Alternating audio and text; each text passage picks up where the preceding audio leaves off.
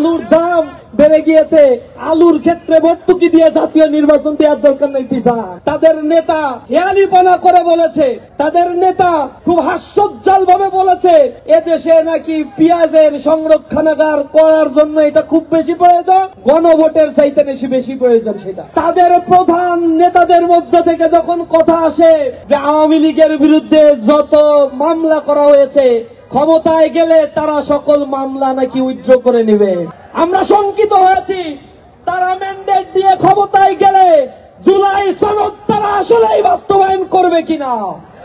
আমরা শঙ্কিত রয়েছি গণভোটের রায়কে তোয়াক্কা করে আবার কোন ফ্যাসিজম তারা কায়েম করবে কিনা। আমরা খেয়াল করেছি তাদের নেতা হেয়ালিপনা করে বলেছে, তাদের নেতা খুব হাস্যোজ্জ্বল ভাবে বলেছে এদেশে নাকি পেঁয়াজের সংরক্ষণাগার করার জন্য এটা খুব বেশি প্রয়োজন, গণভোটের চাইতে বেশি প্রয়োজন সেটা। তা আমরা তো বলি বাংলাদেশের জাতীয় নির্বাচনে প্রায় 2,995 কোটি টাকা বরাদ্দ দেওয়া হয়েছে, তো এই বরাদ্দের কি দরকার আছে? এই 3,000 কোটি টাকা এটা জনগণের মধ্যে এখনো পর্যন্ত বাংলাদেশে 30 লক্ষ বেকার আছে, এই বেকারদের মধ্যে ভাগ করে কর্মসংস্থান সৃষ্টি করলেই তো হয়, জাতীয় নির্বাচনের কি দরকার আছে?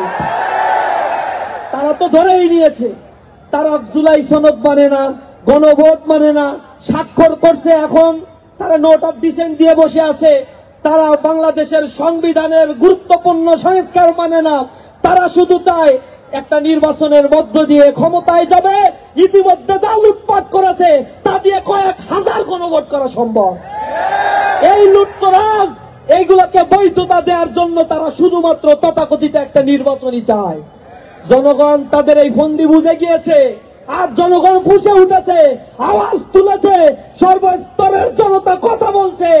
আমার যা মনে হয় কিছুদিন পরে তারাই বলবে বাংলাদেশে ফেব্রুয়ারিতে নির্বাচনের কোনো অবস্থা নাই, আমরা নির্বাচন চাই না। তখন আবার জনগণ ফুঁসে উঠে এই নির্বাচনই করাবে, তখন তারা আবার বয়ান ছাড়বে আলুর দাম বেড়ে গিয়েছে, আলুর ক্ষেত্রে ভর্তুকি দিয়ে জাতীয় নির্বাচন দেওয়ার দরকার নেই পিছান।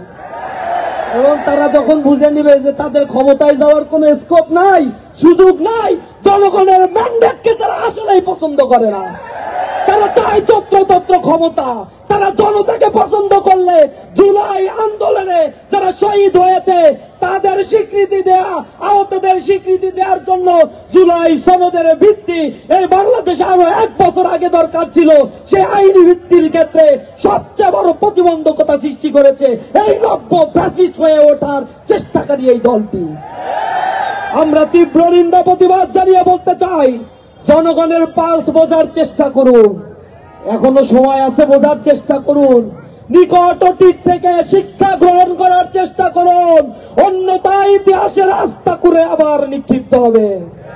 জনগণ জেগে উঠেছে, বাতাস বৈরি বইছে, আমাদেরকে তৈরি থাকতে হবে, একটা ডাকে আবার রাস্তায় নামতে হবে, তুমুল নামতে হবে, জেগে উঠতে হবে, এ মাতৃকাকে আবার নতুন ভাবে সাজাতে হবে।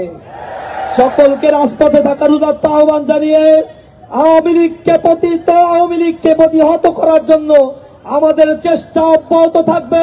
রাজপথে থেকে আমরা লড়াই করবো ইনশাআল্লাহ।